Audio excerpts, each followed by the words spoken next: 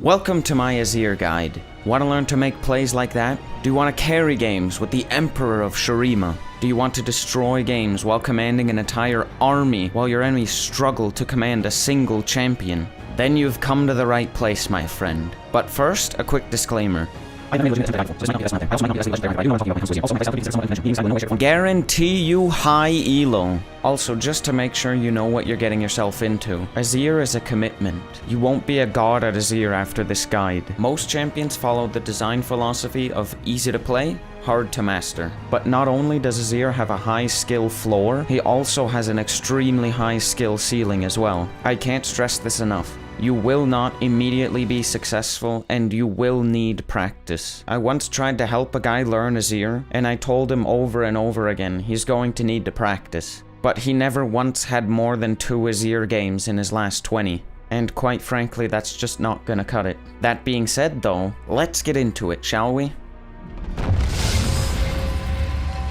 Azir's passive spawns a turret where one used to be.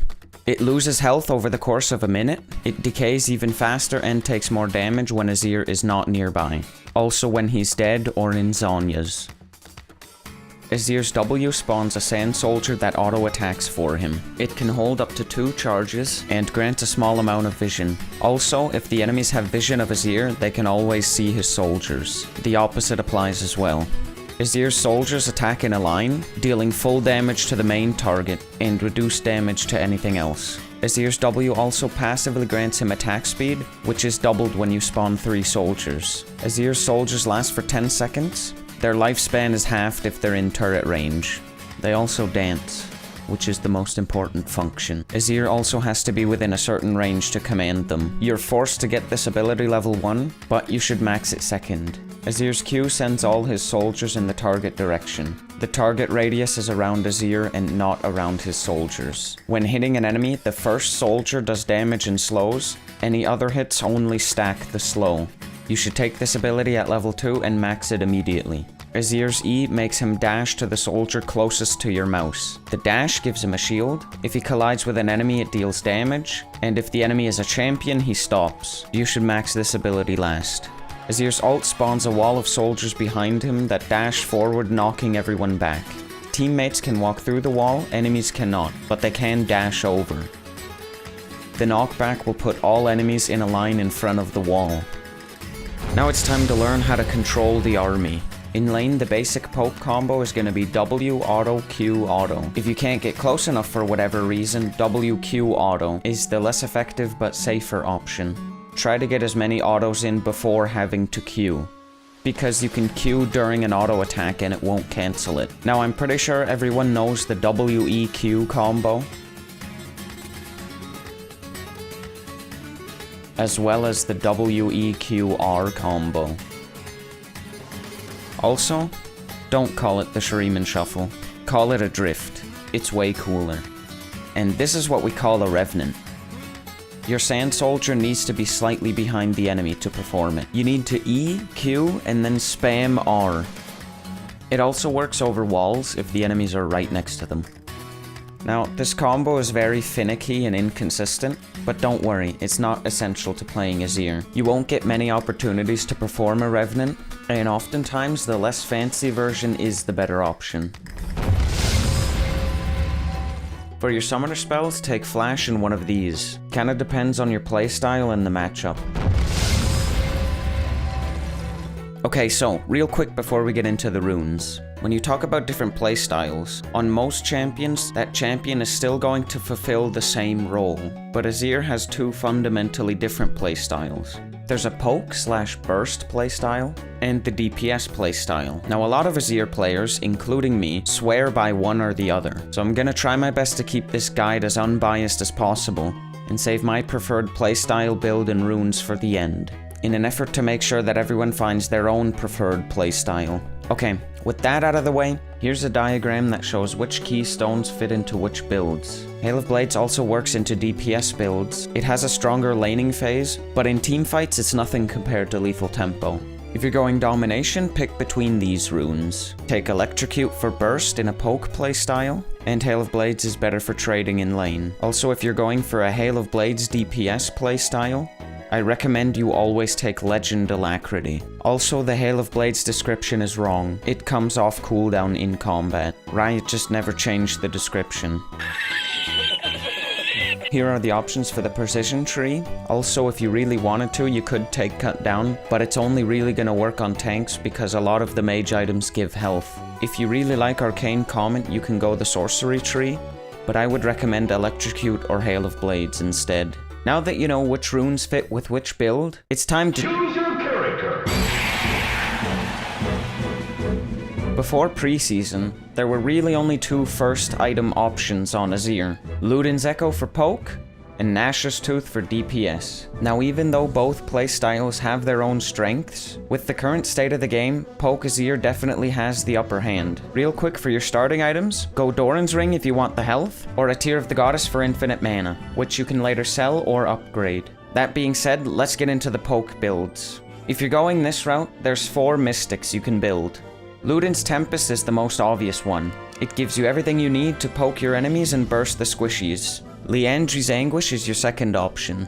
It gives you more ability haste and is better against tanks. The third option is Imperial Mandate with a Rylai's Crystal Scepter. This combo gives you a lot of health and bonus damage on your soldiers. This bonus damage will only ever go on cooldown if a teammate hits the same enemy. If this gets removed, I'm pretty sure this combo is gonna be dead, so keep that in mind. Also, if you really wanted to, you could go Everfrost, but it's more for the meme than anything else. Before we get into the legendary items, let's talk about DPS mythics. Here, you're really only deciding between Liandry's Anguish and Riftmaker.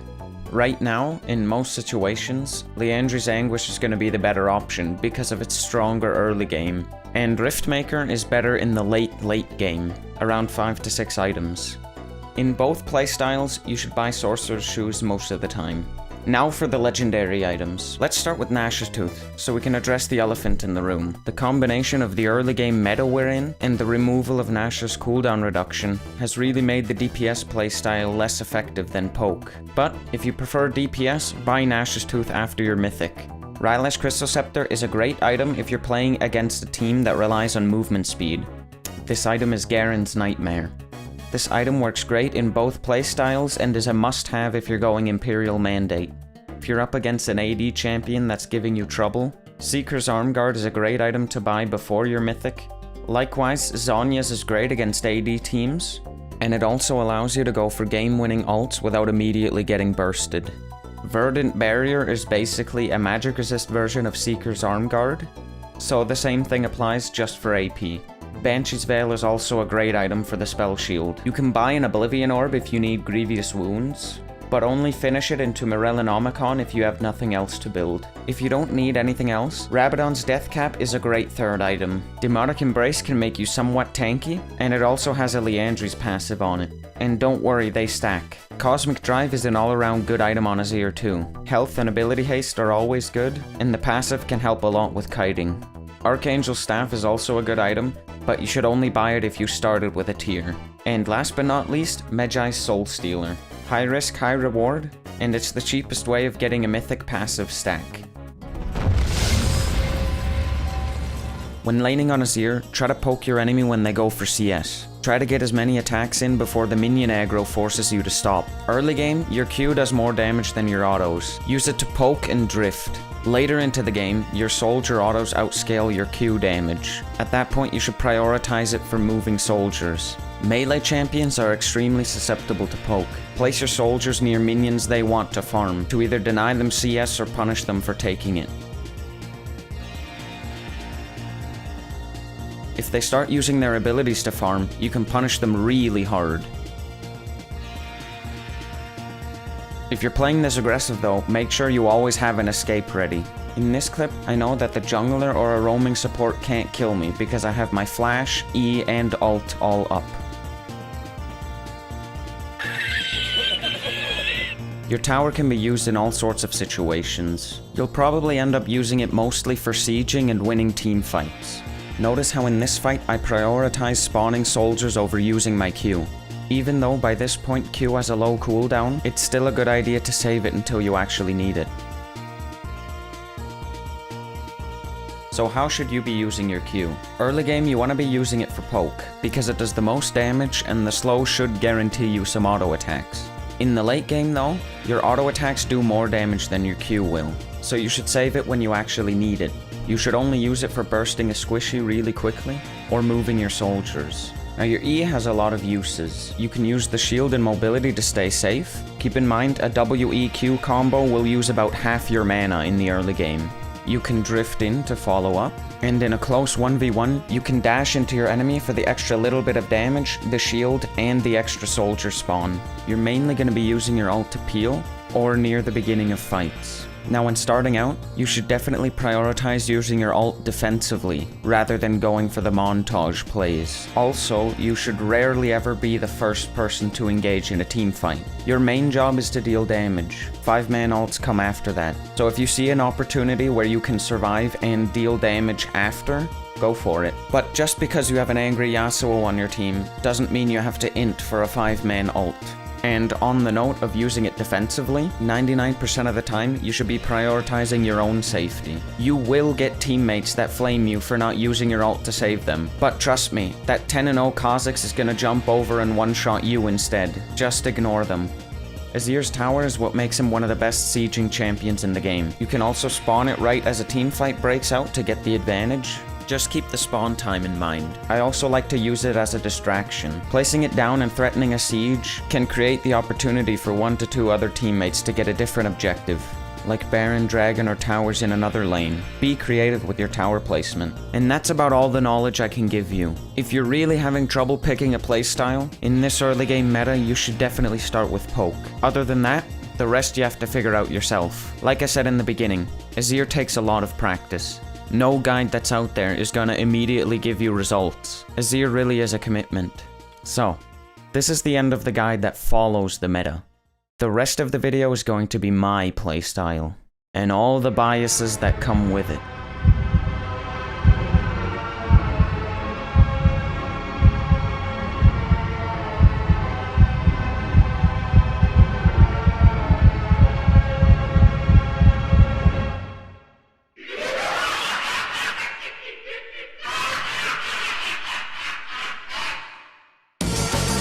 That's right, I'm a DPS Azir player. Nash's Tooth and DPS all the way. Not only that, I play Azir bot. Fuck mid lane. Fuck Electrocute. Fuck Comet. Fuck Luden's Tempest. Fuck Imperial Mandate. I hate them all. Why would you even play Azir if you go poke? To the Xerath mains with you. Alright, jokes aside though. Poke Azir is definitely the better option right now. But if you're anything like me, you don't enjoy playing Azir unless you have attack speed. Now because we're in such an early game meta, I don't feel like I can reliably take the rune page and build that I want. When the meta changes, this is the rune page I'm gonna take. Lethal Tempo because it's my favorite keystone, and Presence of Mind, along with a Mana Flow Band and Transcendence, is gonna help me with the rest of my build. And I'm gonna build Nash's Tooth first. Yes, you heard that right. I honestly think this will be an option eventually. It's just a matter of time until the community no longer has the opinion that not buying a mystic item first is trolling. And after Nash's Tooth, I'll buy a Rift Maker. Because of the ability haste and mana that I'm getting from my runes, I'm not really losing out on what I would get from Liandry's. The extra health and the damage ramp up work really well together with Lethal Tempo. But, because right now, you can't rely on late game scaling, this is the rune page that I take instead. Hail of Blades still gives you a really strong early game even when you're building into DPS. With this rune page though, I first rush Lost Chapter and then build my Nash's Tooth, afterwards finishing my Liandry's Anguish. This is my favorite setup for the current meta. Addressing the other bit, yes, I do play Azir ADC. But why? Why would you do that? Why would you do any of that? That's just how I enjoy League of Legends. But if you want some validation, In the 4 or so games that I played mid lane for this guide, it didn't go too bad. At this time, I have 1.6 million mastery points on Azir, but 99% of my games are normal games, and the 1% that are ranked have gotten me to gold. If you think that makes my guide obsolete, sorry, I guess. I may not know how to play League of Legends, but I do know how to play Azir. Thank you for watching, and have a great day.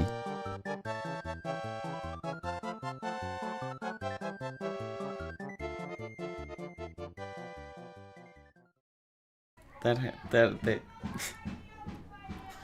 kids next door had to do this right now. Yeah, good. Thank you.